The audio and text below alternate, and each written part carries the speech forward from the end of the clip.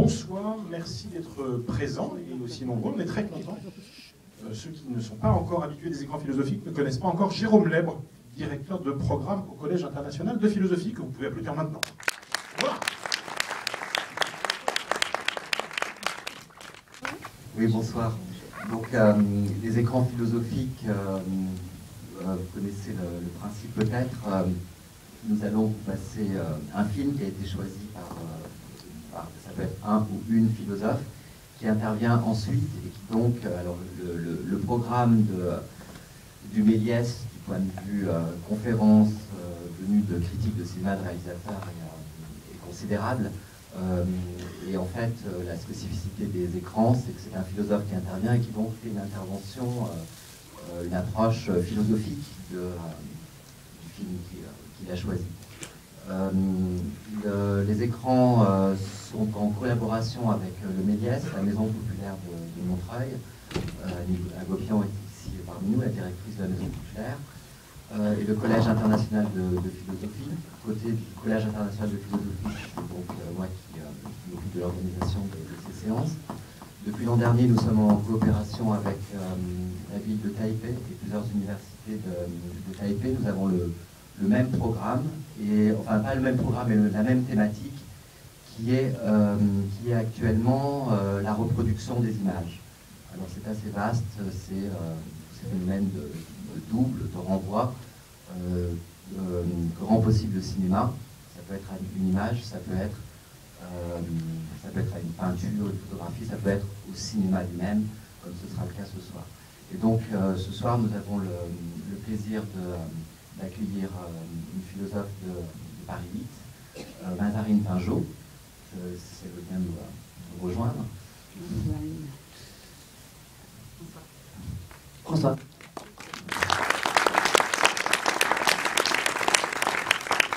Qui enseigne le cinéma à Paris 8 et je vais la laisser... Enfin, plutôt la philo. Et par ailleurs, j'aime beaucoup le cinéma. Je ne suis pas une spécialiste, je suis quand même à le préciser. Je ne suis pas du tout une spécialiste, mais j'ai choisi un film de Bergman dont je ne suis pas spécialiste non plus, mais qui est un... Non, au cas où il y aurait des grands spécialistes de Bergman, il faut toujours montrer patte blanche. Voilà, mais qui est un cinéaste que j'aime énormément et que j'essaye d'appréhender à travers les outils philosophiques. Donc ça sera vraiment une approche voilà, de ce point de vue-là, qui encore une fois ne prendra pas nécessairement en compte tous les outils critiques du cinéma, mais donc c'est un peu l'idée. Et dans son œuvre pléthorique, j'ai choisi le film Persona, qui est un petit chef-d'œuvre, vous allez le voir, et qui travaille, comme son nom l'indique, sur persona, le masque, le visage, mais qui est aussi un grand film sur le cinéma, sur ce que c'est que le cinéma, qui se met en scène tout en racontant une histoire. Et c'est vraiment cette double démarche de Bergman que je trouve bon, non seulement passionnante, mais très prégnante dans le film Persona, voilà, qui est une démonstration de ce que c'est que le cinéma. Il s'interroge sur le cinéma et il met en scène tout à la fois ce qu'il en est du cinéma. Donc c'est un film très philosophique en réalité. Et nous souhaitons une bonne séance. Donc le film, ensuite Mazarine Pinjot à sa présentation et ensuite un débat plus court.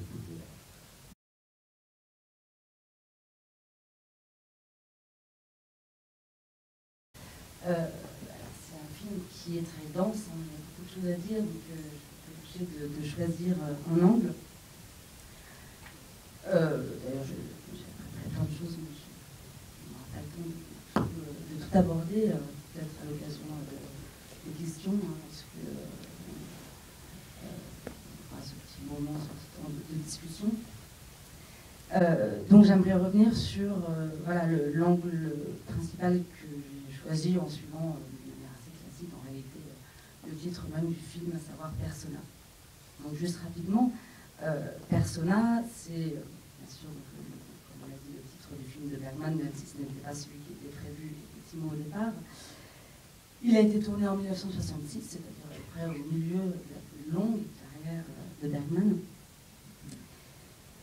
Et en même temps, c'est le nom d'un concept jungien. On va avoir une analyse psychanalytique aussi, même si on a convoqué ici et là parfois la psychanalyse notamment jungienne, puisque Bergman s'en est largement inspiré. Alors en quelques mots, persona, qu'est-ce que ça veut dire? Le terme vient du théâtre grec, où il signifiait le masque, celui qui représente le personnage et permet tout à la fois de faire entendre sa voix, dans la mesure où le masque portait la voix. Donc à la fois c'est ce qui figure et à la fois c'est ce qui porte. Dès lors, le terme a servi donc, dans la psychologie jungienne notamment à définir cette part du moi qu'on appellerait aujourd'hui le masque social, donc le masque, celui que je montre aux autres. La persona est ce que quelqu'un n'est pas en réalité, mais ce que lui-même et les autres pensent qu'il est, dit Jung. En ce sens, donc, la persona est bien un masque, celui qui sert d'interface entre moi et les autres, ce que je donne à voir. Et d'emblée, ce qui va nous intéresser ici, c'est évidemment l'ambivalence du masque. Comme d'ailleurs, ça sera aussi le fil rouge, l'ambivalence de l'écran blanc, tel qu'il apparaît, vous l'avez vu dans le prologue, tel qu'on le revoit d'ailleurs à certains moments du film. Ambivalence, pourquoi ambivalence parce que le masque, qu'il soit celui du théâtre antique, du théâtre contemporain, celui du cinéma, et le film de Bergman, on l'a dit, on va le redire, est un grand film sur le cinéma, et tout à la fois ce qui montre et ce qui cache. Cette persona, ce masque, et ce qui est montré. Mais de ce fait, en montrant ce qu'il y a à voir, c'est ce qui cache l'intériorité. Alors voilà un motif assez fascinant du monde contemporain, puisqu'il est saturé d'écran, notre monde contemporain, à tel point que les écrans ne sont plus des médiateurs, mais le réel même, en tout cas on a l'impression, et cette substitution a réengagé les liens qu'il y avait entre le visible et l'invisible, faisant du visible, aujourd'hui, le prisme quasiment totalitaire de notre modernité. Et le film, justement, revient sur le fait que ce qui est donné à voir, c'est précisément ce qui masque, c'est précisément ce qui cache. Au contraire de l'invisible qui serait de l'ordre du vrai. Alors, il y a beaucoup de choses sur le vrai, c'est pas l'angle que j'ai choisi ce soir, mais on voit bien qu'il y a une problématique assez intéressante aussi ici sur le rapport entre le cinéma et la vérité, comme si le cinéma avait quelque chose à dire de la vérité. Alors que le cinéma est plutôt du côté de la fiction, on va travailler sur les illusions, y compris même dans le cinéma réaliste d'une certaine manière. Alors là, il y a quelque chose de très fort chez Bergman, dans la mesure où pour lui, le cinéma est une voie d'accès à la vérité. Là, par rapport à quel autre mode d'accès à la vérité il compare le cinéma. Bien, donc la persona, c'est exactement le visible, ce qui donne à voir et qui par là même cache. Pas nécessairement d'ailleurs dans un acte volontaire de dissimulation, mais structurellement. On le voit dans des situations très concrètes, puisqu'on n'est pas le même en société, selon les groupes sociaux où on évolue, selon le lieu si on est à son travail, si on est chez soi, si on est dans le métro, etc. ou si encore on est seul. La question ici serait plutôt de savoir quelle distance on entretient avec sa persona, avec son masque social, et si l'on est bien conscient qu'il s'agit d'un masque, ce que Sartre a très bien vu, même si lui-même récuse la psychanalyse, à travers sa description du garçon de café, garçon de café qui colle à sa fonction, qui joue au garçon de café et qui, plus que jouer au garçon de café, devient le garçon de café. Et donc à cet égard, la persona jungienne ressemble aussi au faux self de Winnicott, lequel pourrait en effet ressembler justement au garçon de café sartrien, celui qui épouse sa représentation, qui fait corps avec sa représentation, qui n'a plus de distance avec son rôle, oubliant justement qu'il s'agit là d'un jeu. Alors la question du jeu, elle est un peu centrale dans ce film. Le jeu, c'est bien le cœur du problème ici, celui donc qui est au centre de Persona. Le jeu de l'acteur. on a l'impression qu'il est tellement proche de l'enjeu qu'il laisse place justement à l'aphonie. L'actrice ne peut plus jouer, l'actrice ne peut plus parler. Si proche de l'enjeu qu'il laisserait place au vide, à la défaillance. Et la question est posée de savoir si le jeu est si sacré, finalement, qui est pourtant son antonyme. Le jeu est là pour jouer, pour créer de l'espace, de la distance, et de ce fait casser, attaquer quelque chose qui serait de l'ordre du sacré. Or ici, il y a une concomitance d'une certaine manière entre l'idée du jeu et l'idée du sacré, du moins du point de vue de Elisabeth Bogler, la comédienne, qui décide de se taire pour ne pas mentir. Donc, ce jeu, à partir du moment où il est considéré comme sacré, laisse d'un côté une actrice démunie et de l'autre, il entraîne les deux femmes dans un lien qui justement n'a plus rien du jeu social. Il n'y a pas de jeu en fait, il n'y a pas de distance.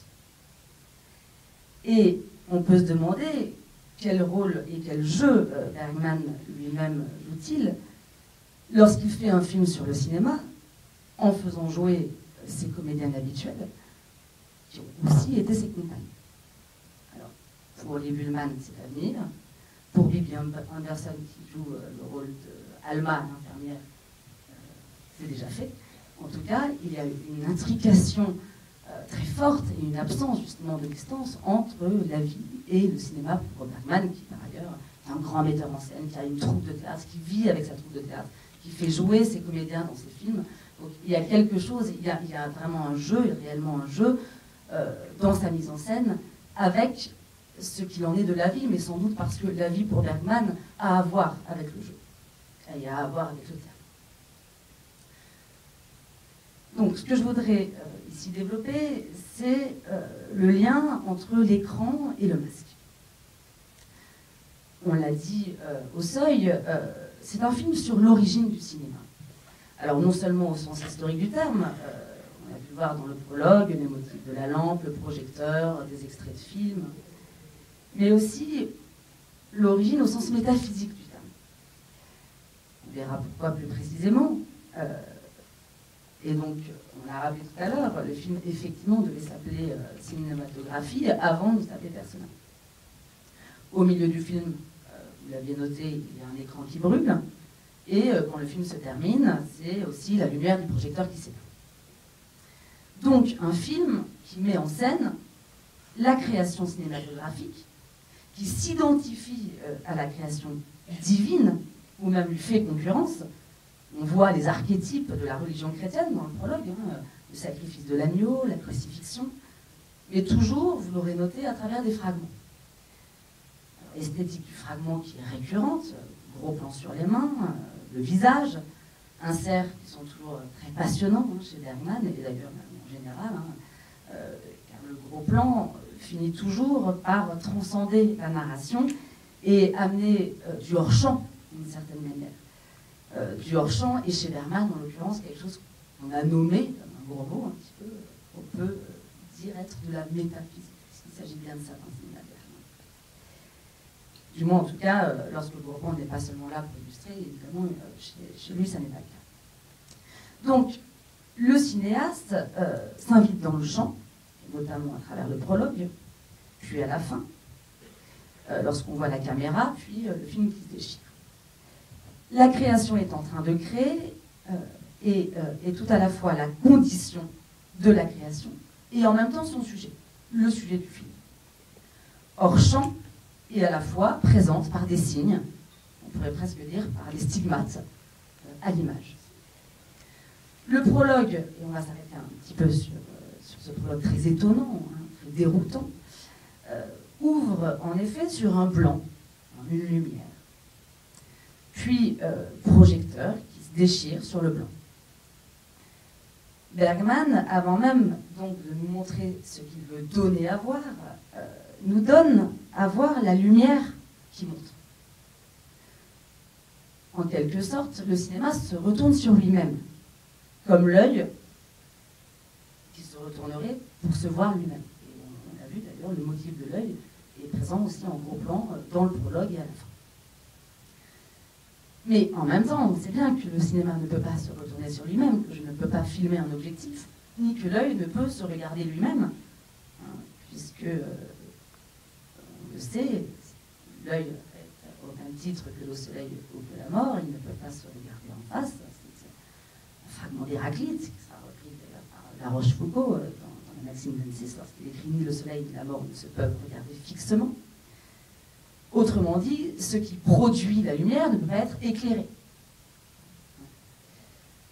Et c'est pourtant ce que fait Bergman, au seuil du prologue, dans le prologue, dans un motif très biblique et difficilement représentable, puisqu'il s'agit que la lumière soit, et la lumière fut, d'une certaine façon, qui peut éclairer le monde, et de ce fait l'enfanter.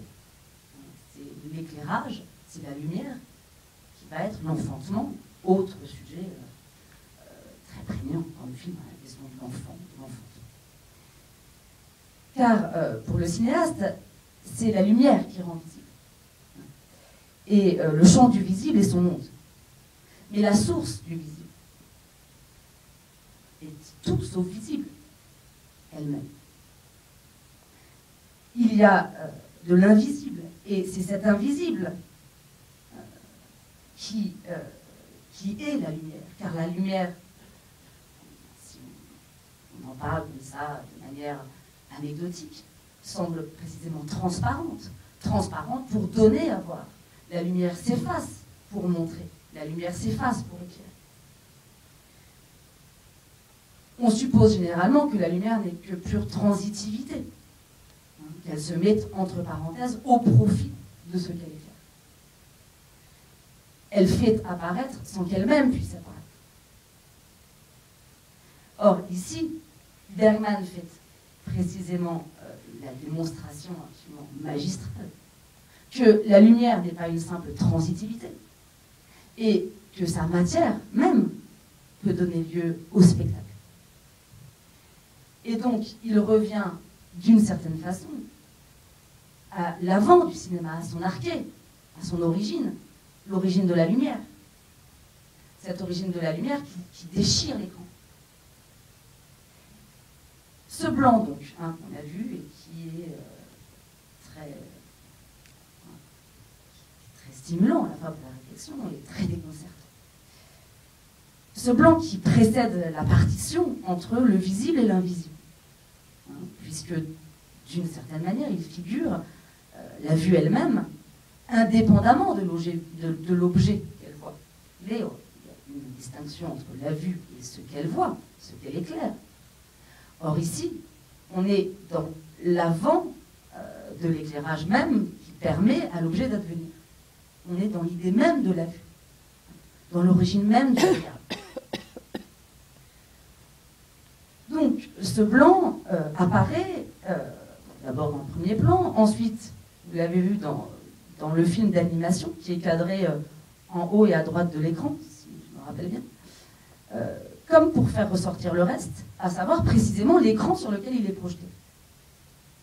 Autrement dit, dans son cadrage, à ce moment-là, Bergman met en abîme le fait de projeter un film. Il ne fait pas que projeter un film, ce qu'il montre, c'est la projection du film. Ce n'est pas le film qui est projeté, c'est la projection. Et donc, c'est l'écran qu'on voit tout autant que le film projeté.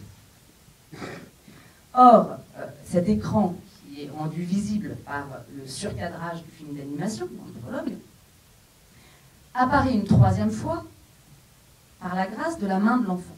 Vous vous souvenez lorsqu'il pose la main et que ça fait apparaître un écran.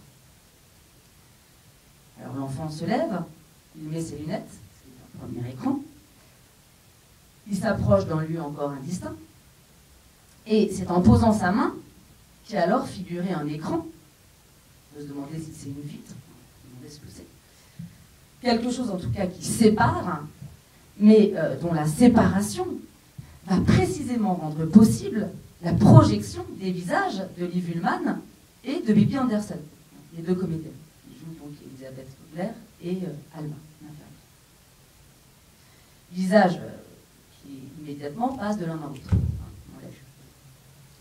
Donc la main de l'enfant va rendre tangible l'écran. ce qui nous donne à voir l'écran. C'est la main qui donne à voir l'écran.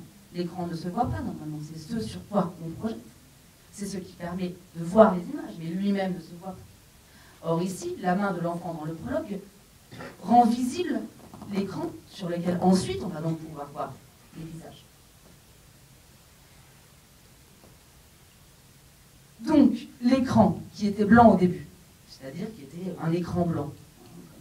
On voit au cinéma, bon, là, il y a quelque chose qui est projeté, mais normalement, l'écran blanc du cinéma, c'est un écran blanc. Un écran blanc qui est opaque. L'écran qui était blanc au début va devenir invisible par la grâce de la main de l'enfant qui en même temps le manifeste, mais en même temps, c'est sa vocation d'être invisible, comme la lumière, hein, puisqu'il accueille les images. Ici, il est rendu visible par la main qui crée une profondeur de champ et à la fois un double espace. Et donc, dans un double mouvement, si vous voulez, est rendue la condition de possibilité du voir, l'écran, et son impuissance, puisque l'enfant caresse des visages, autrement dit, il ne caresse que des images, il ne peut pas les toucher. Et on voit bien l'impossibilité d'accéder à la personne, notamment pour l'enfant qui est séparé de la mère. C'est l'un des thèmes aussi du film. Ce qui nous renvoie donc au sens premier de l'écran, à savoir, comme persona, ce qui masque, ce qui fait écran. Ce qui fait écran, c'est ce qui empêche de voir, ce qui protège aussi. Et ça aussi, évidemment, c'est une des thématiques du personnage, le masque, c'est ce qui protège. Alors, on l'a dit, l'écran est aujourd'hui surdéterminé dans sa profusion, et dans la mesure où il médiatise notre rapport au monde, les écrans d'ordinateur, les écrans de télévision, les écrans de smartphone, enfin, les écrans en tout genre. Et à cet égard, il est bien à la fois ce qui nous ouvre au monde et ce qui nous le refuse, le monde. On peut l'observer, ce monde, mais pas le toucher.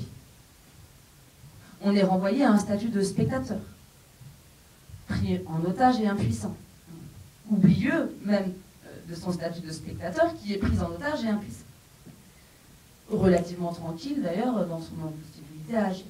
En tout cas, l'écran, ce qui rend visible, ce qui nous donne accès au monde, m'interdit son expérimentation, d'une certaine manière. Toujours est-il que, dans la plupart des cas, l'écran s'oublie, l'écran s'efface. C'est là donc, sa vocation, pour faire voir et pour montrer. Mais en s'effaçant pour montrer, l'écran masque tout à la fois. En se rendant invisible, il montre, on l'a dit, mais en montrant, et par son invisibilité même, il masque. Il masque parce qu'il se fait oublier en tant qu'écran. Or, Bergman, justement, ne triche pas avec les images. Il ne triche pas avec les images, il ne triche pas non plus avec le cinéma. Dans presque tous ses films, son regard interroge le regard, son cinéma interroge le cinéma. C'est à ce titre-là un cinéma qu'on pourrait dire métaphysique, hein, qui s'intéresse à ce qu'il en est de l'essence même du cinéma, et qui jamais ne s'oublie lui-même dans ce qu'il y a à voir, si vous voulez. Ou, pour le dire en termes barbares, heideggérien, c'est un cinéma de l'être, si vous voulez, jamais des étangs. Les étangs ne remplissent pas l'image. C'est l'image qui se remplit elle-même et d'elle-même en se manifestant toujours en tant qu'image. Et en tant que valeur de l'image. Elle n'a rien de transparent, l'image, chez Bergman. Elle ne fait pas signe vers un message, elle ne fait pas signe vers quelque chose à raconter. Elle s'annonce elle-même dans sa matérialité d'image. Et effectivement, c'est sa matière que le cinéaste travaille, parce qu'il est un artiste, et pas quelqu'un qui nous informe. Parce que ces images sont des images, et pas de simples répliques qui font signe uniquement vers ce qu'elles chercheraient à raconter. L'image, chez Bergman, jamais ne s'efface en tant qu'image. Son esthétique n'est pas ornement, n'est pas quelque chose d'anecdotique.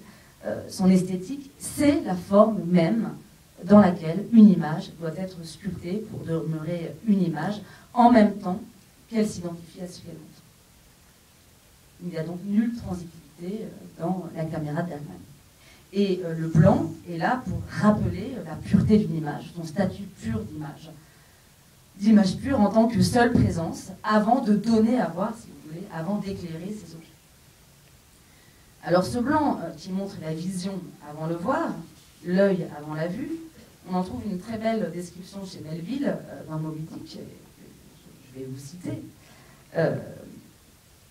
Pourtant, nous n'avons point encore levé le voile incantatoire de la blancheur. Nous n'avons point appris pourquoi elle a ce si puissant pouvoir de séduction sur l'âme. Ni surtout pourquoi elle est tout ensemble le symbole le plus significatif des choses spirituelles, ou mieux encore, le voile même de la divinité chez les chrétiens. Et néanmoins, cet agent du terrible qui en intensifie l'horreur dans toutes les choses d'épouvante pour l'humanité. Est-elle par son infinitude le vertigineux miroir du grand vide, sans cœur, et des immensités de l'univers. La citation qui rend compte beaucoup plus belle de ce que je viens de développer. Et cette problématique de l'écran blanc, du blanc, nous mène assez directement, évidemment, à celle du masque, qui en réalité en est le doublon. Puisque le masque, on l'a annoncé, c'est aussi ce qui donne à voir. Pas de personnage sans masque, mais le masque, masque l'être, ou ce qu'on pourrait appeler vérité de l'être, même si pour l'instant on ne sait pas forcément très bien ce que ça veut dire. En tout cas, c'est le dilemme de la comédienne, c'est le dilemme d'Elisabeth Vogler. Donc Elisabeth Vogler est une comédienne qui choisit de se taire pour être au plus près d'une vérité. Comme, je ne sais pas si vous avez vu Fanny et Alexandre dans ce film Somme, qui reprend tous les motifs du cinéma bergmanien. La mère d'Alexandre, dans Fanny et Alexandre donc, va arrêter de jouer au théâtre, c'est une grande comédienne de théâtre, va se dépouiller de tout pour atteindre la vérité que lui promet son nouveau mari, un pasteur, et qui est, cette nouvelle vérité, la foi en Dieu. Donc très clairement, chez Bergman, il y a une confrontation entre la vérité de l'art et la vérité de Dieu. Il va choisir la vérité de l'art, mais non sans tournant. C'est le fils d'un pasteur protestant qui a subi même une éducation très rigoriste et qui va très clairement faire le choix de l'art comme autre type d'investissement de croyance au détriment de la foi. Il y aurait deux types de croyances. Mais une croyance qui permettrait de vivre, quand l'autre, au contraire, ne réglerait pas les problèmes de la vie. Évidemment, il choisit l'art, et il montre pourquoi il choisit l'art. Non seulement il montre pourquoi il choisit l'art, mais il montre en plus qu'il défie la création divine. C'est-à-dire que son combat avec la création divine, il la met en scène. Il la met en scène de manière très transgressive. Mais en même temps, il s'y confronte, il y va. Il se confronte avec le divin en tant que créateur. On voit les images, comment le film est égrené d'images bibliques, de sous-entendus. Bien, donc ce motif du jeu et du rapport au vrai, dont il est question de manière très claire dans le film, structure assez largement son œuvre. Le problème pour la comédienne, c'est que lorsqu'elle ôte son masque, eh bien, il n'y a plus rien. Si le visage, c'est le masque, ou en tout cas le lieu du masque, on pourrait se demander, évidemment, ce qu'il en est pour une comédienne. Est-ce que montrer son visage, c'est se cacher soi-même? Ou faire de cet espace, le visage, le seul lieu de la représentation de l'affect, comme le dirait Deleuze, par exemple, qui le visage est une triple désidentification. Alors, je le cite, et en plus il parle de Bergman. Il n'y a pas de gros plan de visage, écrit-il, à propos du cinéma de Bergman. Le gros plan, c'est le visage, mais précisément le visage, en tant qu'il se défait de sa triple fonction. Alors là, il fait référence à la triple fonction que lui-même identifie dans l'image-mouvement, donc la fonction individuante, la fonction relationnelle et la fonction communicante. Nudité du visage plus grande que celle des corps, inhumanité plus grande que celle des bêtes. Bergman a poussé le plus loin le nihilisme du visage, c'est-à-dire son rapport dans la peur avec le vide ou l'absence, la peur du visage en face de son néant. On retrouve à peu près le même propos dans son cours du 10 février 1982, où il évoque là aussi le gros plan chez Bergman. Le gros plan, dit-il, c'est faire apparaître la nudité du visage. On s'aperçoit que la nudité du visage, elle est plus grande, elle est plus intense, elle est plus forte que la nudité de tout corps possible. La nudité des corps, ce n'est pas grave. Ils n'abandonnent rien d'eux-mêmes finalement. Mais les visages tout nus, eux, ils abandonnent tout d'eux-mêmes. Ils abandonnent l'apparence. Les corps tout nus, au contraire, ils sont en quête de l'apparence. Les corps tout nus, ils ne cessent de crier une apparence de plus. Mais les visages tout nus, c'est notre vraie nudité. Alors à cet égard, le visage serait en effet le lieu pur du jeu. Au-delà donc de toute inscription dans la narration, dans le contexte, dans le tissu historique, socio-culturel, ou simplement sédimenté de l'histoire du cinéma. Et d'une certaine manière, on peut dire que Liv Ullmann va pouvoir jouer de toutes les possibilités de son visage, puisqu'elle ne peut pas céder d'un texte, elle est muette pendant tout le film, ni de son corps, ou à peine de son corps, puisqu'il est relativement immobile. Alors à ce titre, évidemment, le film est très expérimental. Condamner une comédienne à se taire et à ne pas bouger pendant toute la durée du film, c'est soit la preuve d'une grande perversité, ça n'est pas à exclure chez Bergman, soit l'exigence d'une expérimentation et le lieu d'une réflexion très poussée sur ce qu'est précisément le visage. Alors, vous pensez que ce sont les deux solutions qui sont valides, mais c'est aussi sans doute le désir de revenir au cinéma muet. Bergman est un grand admirateur des films de Victor Sjöström, alors pardon pour la prononciation du nom suédois, qui est un grand cinéaste du cinéma muet, et qui va lui-même faire jouer dans Les Phrases sauvages, pour lui rendre hommage. Aumont dit d'ailleurs de Bergman que c'est un homme de théâtre qui fait du cinéma muet, et c'est vrai que c'est assez explicite dans Persona. En tout cas, et pour revenir à la source du terme persona, je rappelle que le masque servait aussi à porter la voix. Pas seulement sur scène, mais aussi en dehors. Or ici, elle est mutique. Dans cette chambre d'hôpital, ou l'autre, d'abord, et ensuite dans la maison du docteur, où son infirmière est donc à parler incessamment et toute seule. Donc, long monologue, qui évidemment n'en est pas tout à fait un, puisqu'il est adressé. Et c'est cette adresse qui va redonner d'une certaine manière à la comédienne Elisabeth Vogler la possibilité peut-être de redevenir une personne au lieu d'une persona. Sauf que Alma, l'infirmière, va devenir à proprement parler un porte-voix ou une porte-parole, et d'une certaine manière, on ne va pas rentrer là-dedans, il va avoir lieu un transfert au sens littéral du terme, c'est-à-dire qu'elle va être la voix de la comédienne. Donc si l'on peut ôter son masque, évidemment on ne peut pas ôter son visage, quoique, d'une certaine manière, le film montre justement qu'on peut le substituer à un autre. La voix peut être utilisée, en tout cas elle peut utiliser les mots des autres, mais le visage, on peut se demander s'il peut tricher. Et évidemment, ça ouvre à toute une réflexion sur le visage. Je ne suis pas sûre. Je vais peut-être laisser un peu de temps pour la discussion, parce qu'il y aurait évidemment beaucoup de choses à dire sur la question du visage. Ce lieu qui est censé être le lieu de la singularité pure, ce lieu qui est celui de la transcendance, celui qui ouvre vers l'éthique, selon Lévinas, celui qui justement n'est pas appréhendable, ni du point de vue de la connaissance, ni ramenable, si vous voulez, dans le champ d'une immanence.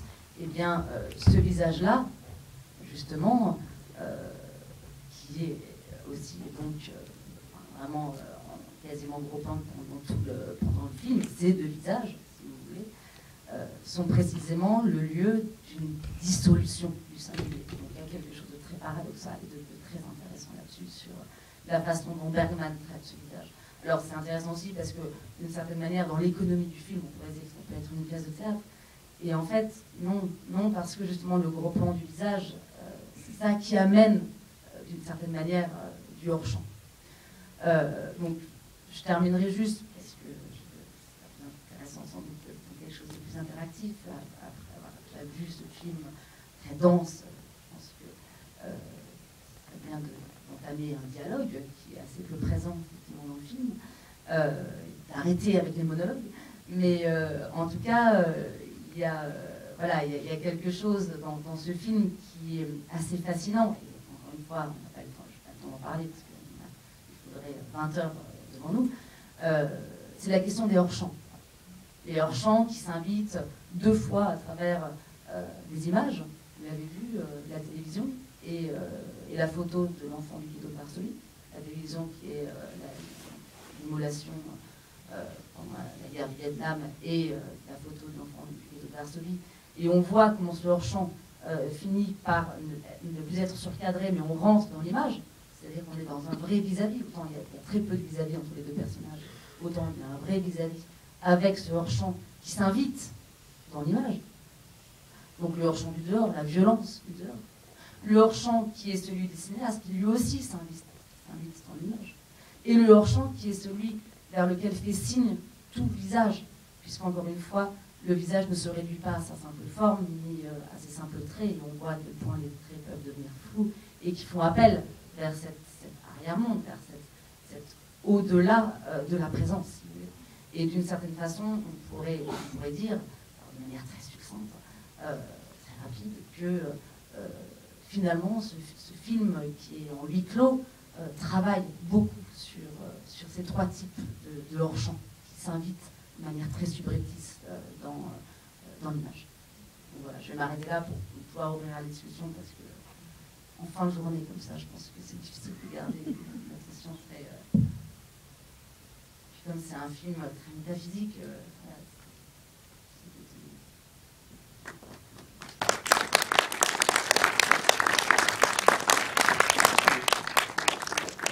Oui, Oui, merci pour cet exposé qui était vraiment très très passionnant. Nous ne savons pas, disait Montaigne, nous ne savons pas distinguer la peau de la chemise.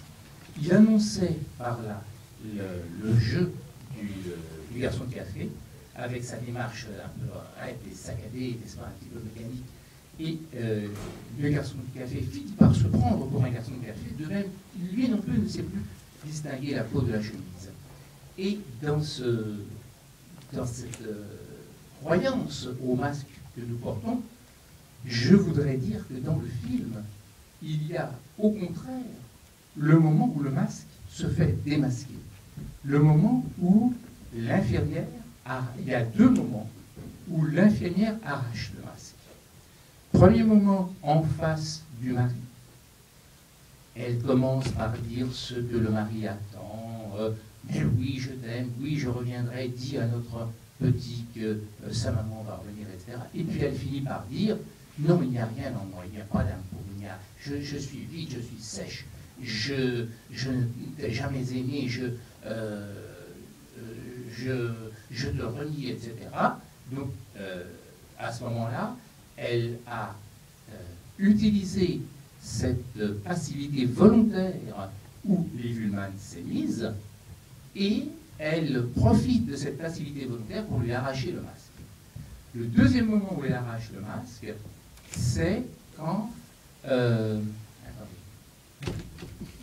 arrache le masque. Oui, quand elle parle de la maternité. Hein, et elle devine comment s'est passée la maternité, et elle dit une quantité de choses que Liv Ullmann voudrait cacher. Et elle révèle à ce moment-là tout ce qu'il y a effectivement d'égoïste et de dur dans sa patiente. Donc c'est à la fois le masque qui cache, qui révèle, mais c'est aussi le masque qu'on arrache. C'est tout ce que je voulais dire. Oui, je suis d'accord avec vous. Cela dit, je ferai une distinction entre le moment où elle parle au mari et le moment où elle révèle effectivement la vérité, enfin, la vérité qui est l'absence d'amour, enfin, l'absence d'amour maternel et la haine de l'enfant, qui est aussi, enfin, voilà, qui est sans doute à la racine du mutisme. Parce que quand elle parle au mari, en fait, enfin, quand Alma parle au mari, on a plutôt l'impression que c'est l'humain. Alors ensuite, c'est dans l'interprétation, hein, chacun peut tout à fait y mettre ce qu'il voit, mais moi j'ai plutôt l'impression que, effectivement, elle arrache le masque, mais qu'en même temps, elle se fait la porte-parole de l'humain. C'est possible. Là, pour le coup, c'est vraiment un transfert, quoi, dans son sens le plus littéral. Elle porte la voix. Elle porte la voix parce que l'autre ne peut pas dire. Donc, je choisis cette jeune infirmière qui parle, quoi, qui parle sans filtre, hein, et qui est à même de dire la chose. Oui, on peut le voir comme ça, oui. Oui, pourquoi pas, oui. Et puis je crois qu'il y a plein de mouvements aussi, puisqu'il y a donc deux personnages très complets et très complexes. Je crois avoir l'impression d'avoir compris cette scène justement pour la première fois. C'est au tour d'Alma d'avoir un masque, d'user de son propre, enfin, de jouer un rôle à la manière de Elisabeth Vogler, parce qu'elle est fascinée par cette actrice, elle veut lui ressembler. C'est sa première fois. Et donc du coup, elle joue le rôle de son amant à ce mari aveugle. Et en fait, elle ne le supporte pas. Parce qu'elle est en train de mentir pour la première fois à quelqu'un qu'elle n'aime pas.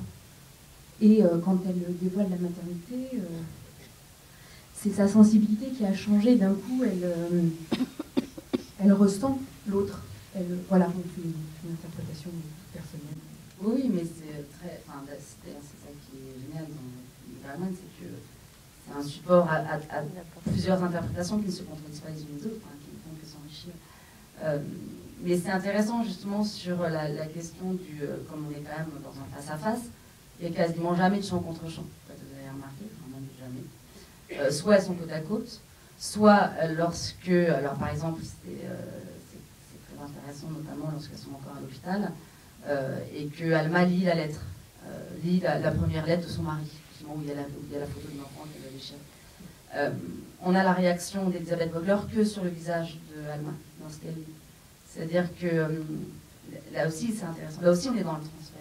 C'est-à-dire qu'on est déjà dans le miroir. En regardant le visage de Bibi Andersson, on voit la réaction, on ne voit pas, mais qui se lit comme en projection sur le visage de l'infirmière, la réaction de l'humain sur le visage de l'infirmière. Donc c'est très intéressant de voir comment il met en scène. Évidemment, il faudrait pouvoir analyser séquence après séquence, mais la mise en scène et la façon justement dont il évite toujours le champ contre champ, parce qu'on n'est jamais évidemment dans un dialogue, et que de ce point de vue-là, la façon dont il positionne de manière très picturale ces comédiennes montre à chaque fois le rapport et comment il se déplace et comment il se transforme et comment il évolue. Et il y a vraiment une spatialisation de l'inconscient d'une certaine manière. Pour ma part, je me suis pas mal posé la question de la relation entre les deux personnages et de me dire si finalement elle, si c'était, enfin qui est patient, qui se fait soigner, parce que finalement la véritable thérapie elle est aussi dans le fait de parler. Enfin c'est pas ça dont je voulais parler, mais je me disais s'il y a quelque chose de l'ordre de enfin à la fin du film en tout cas de la rage. De perdre sa singularité, et c'est pour ça qu'on le voit un peu dans le montage où elle a la moitié de son visage qui est sien et l'autre moitié qui est celui de la comédienne en question, et de cette rage entre vouloir... Bon, il y a beaucoup de scènes où elle caresse ce visage qu'elle veut garder, donc soit le sien, soit celui d'Alma, si je ne me trompe pas, ou alors lui faire violence, et c'est pour ça, quand vous avez parlé de Lévinas, j'ai beaucoup pensé à Lévinas. Alors je ne pourrais pas vous retrouver l'ouvrage dans ma tête exact, mais je sais que Lévinas parle de cette négation négatrice un peu, d'arracher le visage, parce que le visage est la seule preuve de singularité. Et donc quand elle lui fait violence, quand il y a du sang qui coule du nez, ou quand elle va lui renverser une casserole d'eau bouillante pour détruire ce masque, c'est à ce moment-là qu'elle crie et qu'elle se révèle. Et ça, je trouvais ça intéressant, mais c'est pas vraiment une question, c'est plutôt une réflexion. Non, mais vous avez raison. Vous avez raison. Alors, ce qui est intéressant pour poursuivre votre réflexion, c'est justement bon, donc, dans cette espèce de morphing, hein, où elle passe de l'une dans l'autre dans le visage, mais aussi finalement comment elles alternent. Hein, vous avez raison, hein, comment l'une devient impatiente et l'autre. Enfin, bon, voilà comment ça tourne en fait. Ce qui est intéressant et ce que ça raconte aussi, et elle le dit, c'est toujours très explicite, hein, le cinéma bergmanien, même si les mots souvent disent encore autre chose que ce qu'on voit à l'écran, même si les mots sont eux-mêmes des actes, il y a quand même des choses qui sont dites, qui sont très fortes, lorsqu'elle dit qu'elle voudrait lui ressembler, qu'elle voudrait être elle. Et on a toujours cette ambivalence, qui est encore remis en jeu à ce moment-là, entre le fait de jouer et d'être. C'est-à-dire que jouer quelqu'un, c'est pas être quelqu'un.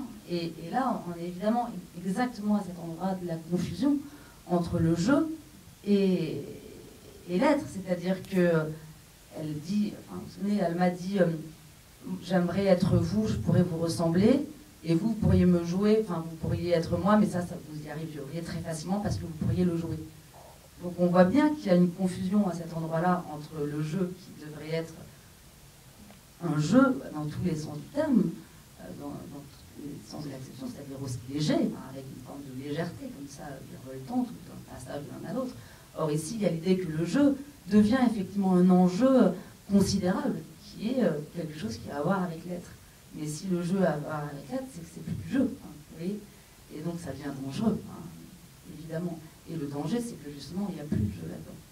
Et c'est...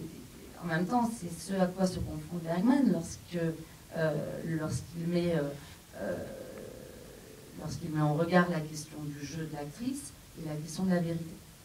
D'emblée, si on essaye d'articuler ces deux questions, ça devient dangereux, c'est nécessairement dangereux. Et en même temps, c'est un vrai propos de sa part sur ce qu'il en est du jeu, parce que pour lui, tout est jeu, d'une certaine manière. Et c'est pas qu'il n'y a pas d'être derrière le jeu. C'est pas que tout est un songe, que tout est illusion. C'est que le jeu, c'est l'être. Alors c'est une position compliquée à tenir, compliquée à penser même. Mais on voit bien qu'on n'est jamais très loin de la folie, hein, parce que c'est quand même comme ça que ça finit. Hein, la fin, c'est un passage quand même dans une forme de folie. Où se déchaîne effectivement la violence, où la pulsion arrive, quoi. Tout le monde joue à donner son interprétation. Je vais juste rajouter quelque chose. Non, juste pour reprendre l'idée du morphing, parce que c'est à la fois ça et pas ça, pour le coup. Parce qu'un morphing impliquerait qu'il y ait une constitution sous forme de fondu enchaîné, enfin en termes de langage cinématographique. Un petit peu dans le prologue. Ouais. Pas à la fin. Ouais. Mais pas à la fin. Et à la fin, la figure, c'est vraiment celle du collage, et qui a à voir vraiment avec la question de la déchirure, et en l'occurrence avec un geste très précis, qui est la déchirure de la photographie d'enfant, qui résonne par ailleurs avec ces fameux hors-champs dont vous avez parlé, le corps qui brûle au Vietnam et surtout l'enfant du ghetto de Varsovie. Parce que la profondeur intime a à voir avec cet hors-champ historique dont on n'arrive pas à se détacher pour le coup. Parce que s'il y a un morphing, c'est aussi par une incapacité à prendre de la distance vis-à-vis de l'événement historique. Vous voyez que c'est une des interprétations potentielles, que la brisure est provoquée par cet impact trop fort de l'histoire avec un grand H qui tout à coup crée une espèce de déchirure dans l'être lui-même, de sorte qu'il n'arrive plus à faire la part des choses entre soi et le monde, quoi. Enfin, il y a une interprétation possible de ce côté-là. Voilà, et cette question de la déchirure, elle est évidemment très importante, parce que pour le coup, elle a quand même un peu à voir avec la séparation du cordon ombilical. Enfin, c'est compliqué de ne pas voir ça. C'est-à-dire que les deux histoires vont du coup se renvoyer l'une à l'autre, mais avec précisément cette idée d'un collage imparfait. Et c'est là-dessus que je voulais insister, c'est que les deux images correspondent, mais on voit bien qu'il y a un petit côté de guingois, qu'il y a quelque chose qui ne fonctionne pas entièrement, qu'il y a encore un petit décalage, exactement comme quand on le recompose l'image de l'enfant à la toute fin, celui qui a été déchiré, où on voit bien qu'il y a une légère non-correspondance. Et la non-correspondance, évidemment, renvoie à la façon dont leurs deux histoires d'enfants fonctionnent en miroir, c'est-à-dire l'avortement d'un côté, cet enfant qu'on aurait pu éventuellement vouloir, mais que finalement on n'a pas parce que c'est pas le bon moment, et puis peut-être qu'on pleure sur ce regret-là. Et puis d'un autre côté, l'enfant qu'on a eu malgré soi, et que finalement, dont on finit par admettre qu'on le déteste dans la deuxième partie. Donc c'est deux rejets de l'enfant, dans deux chronologies différentes, qui du coup se renvoient à la fois l'un à l'autre et en même temps ne correspondent pas exactement, puisque la temporalité est totalement différente.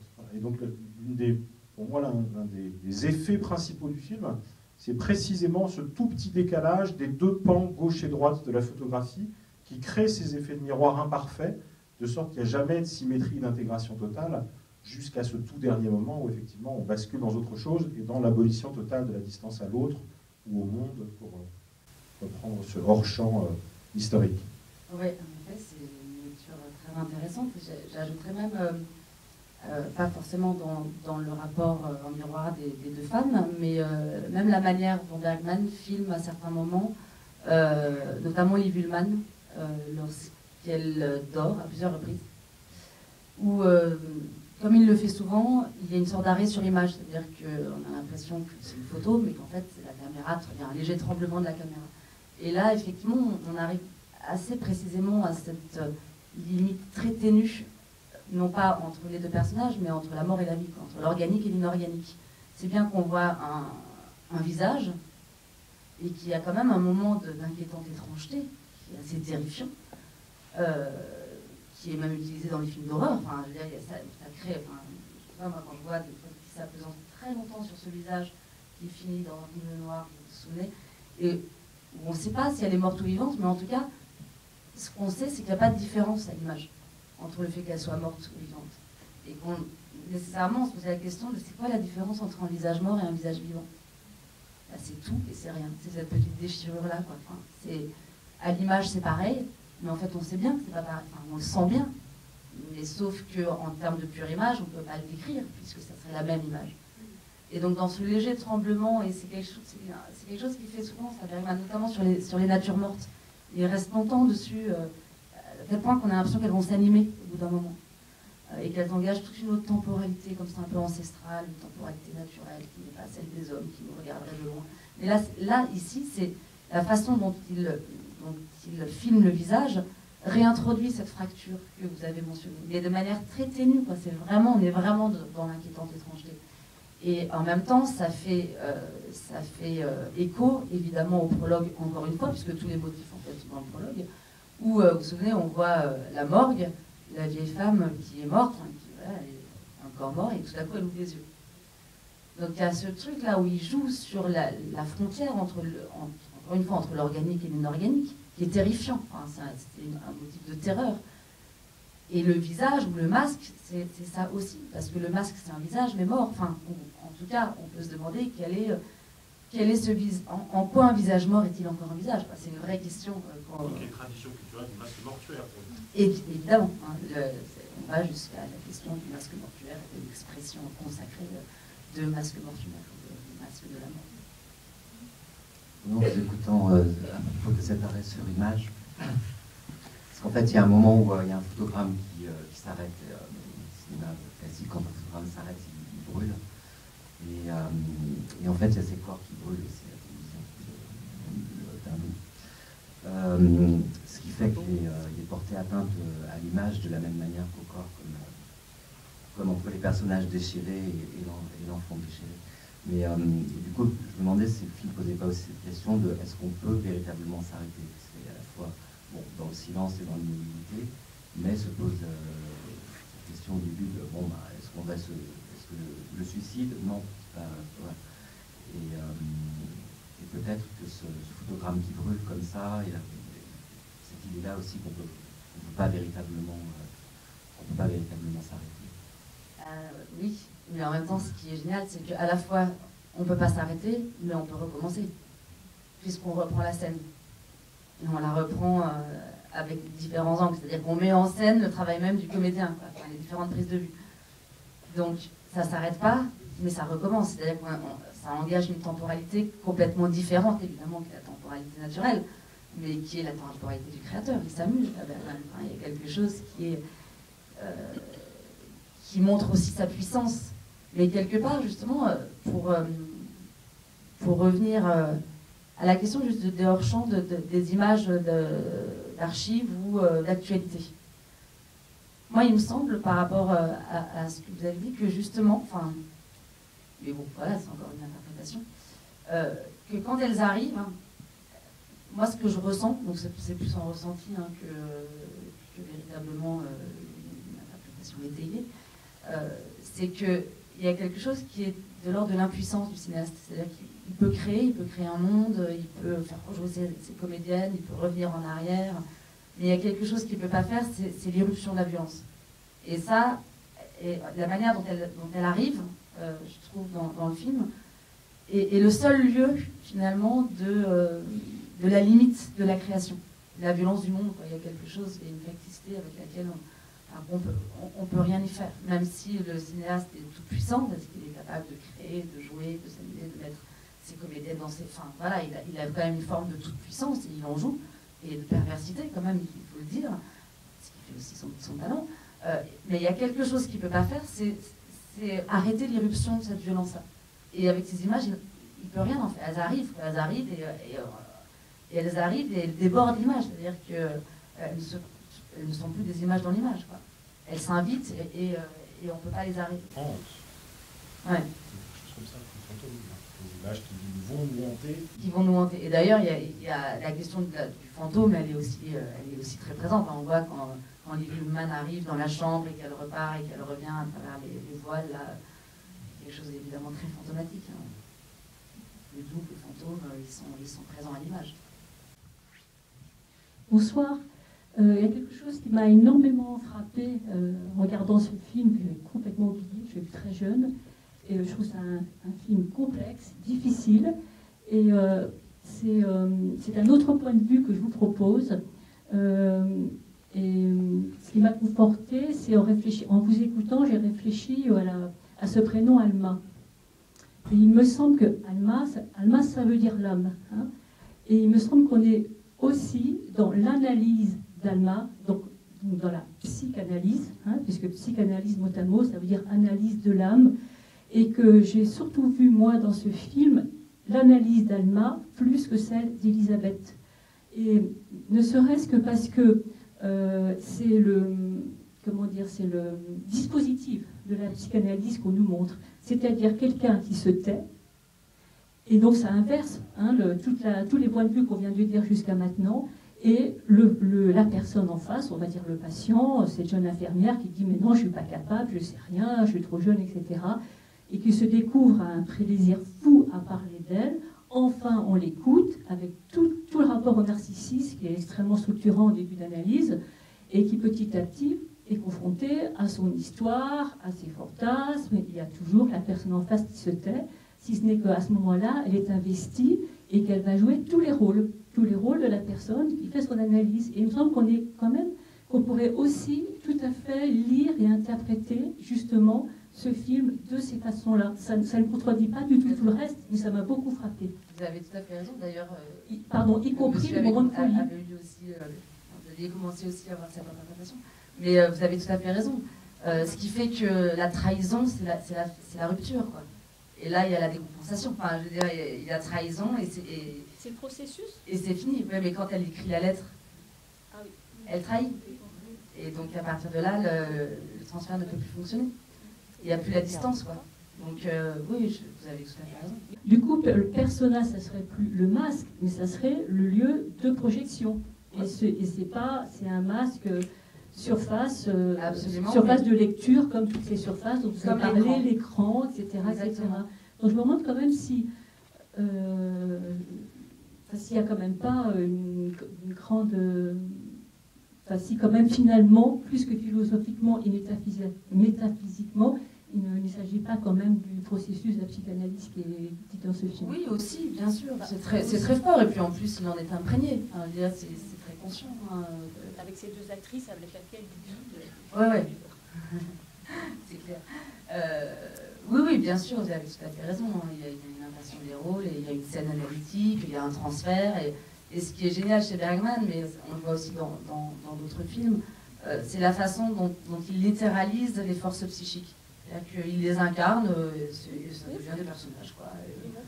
Et c'est génial. Donc, il y a quelque chose où la force, où en fait son cinéma est habité par des tenants-lieux des forces psychiques qui deviennent des personnages.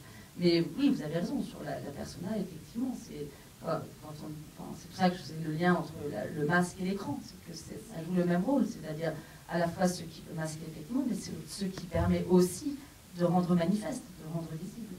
Le masque, c'est pas forcément mauvais, même si la comédienne ne veut plus de masque pour accéder à cette vérité qui existerait en dehors du masque, on voit qu'elle n'y arrive pas. Et le silence est peut-être un ultime masque, enfin, c'est en tout cas ce que dit le docteur, la doctoresse.